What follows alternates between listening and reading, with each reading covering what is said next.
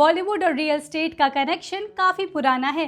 Film industry के star सिर्फ screen पर ही नहीं बल्कि प्रॉपर्टी मार्केट में भी बड़े इन्वेस्टर्स के रूप में अपने प्रेजेंस दिखाते आए हैं। Welcome to title official YouTube channel.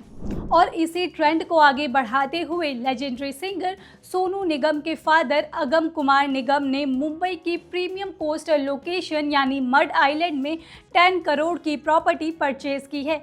ये डील सिर्फ एक ट्रांजैक्शन नहीं बल्कि मुंबई की evolving luxury real estate landscape का एक स्ट्रॉन्ग सिग्नल है। रजिस्ट्रेशन डॉक्यूमेंट्स के अकॉर्डिंग अगम कुमार निगम ने 1197 स्क्वायर मीटर का लैंड पार्सल खरीदा।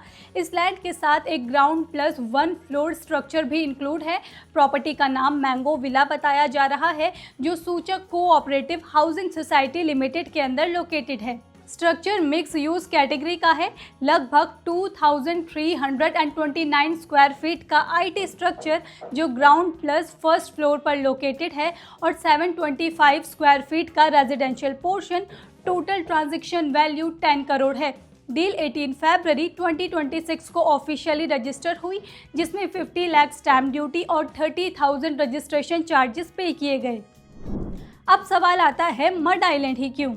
मड आइलैंड मुंबई के वेस्टर्न सबर्ब्स में लोकेटेड है, मलाड के पास और वर्सोवा से कनेक्टेड। पहले ये एरिया थोड़ा आइसोलेटेड माना जाता था, लेकिन पिछले कुछ सालों में इंफ्रास्ट्रक्चर डेवलपमेंट ने इसकी इमेज कंप्लीटली ट्रांसफॉर्म कर दी है।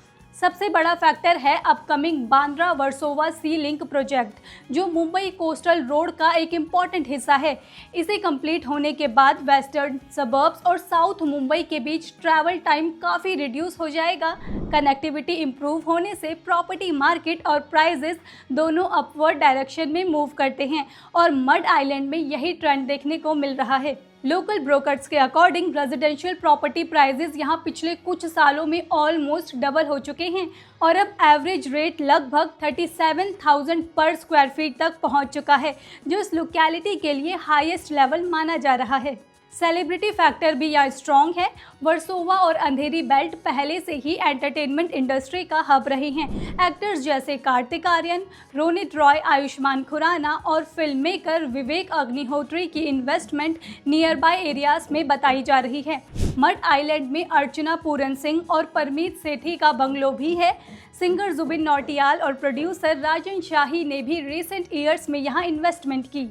सेलिब्रिटीज के लिए मड आइलैंड का अपील क्लियर हो चुका है। Privacy, sea facing vibe, relatively कम क्राउड और मुंबई के मेन हब की क्लोज प्रॉक्सिमिटी, ये कॉम्बिनेशन लाइफस्टाइल और इन्वेस्टमेंट दोनों पर्सपेक्टिव से अट्रैक्टिव है। अगम कुमार निगम खुद भी एक सिंगर और स्टेज परफॉर्मर रहे हैं।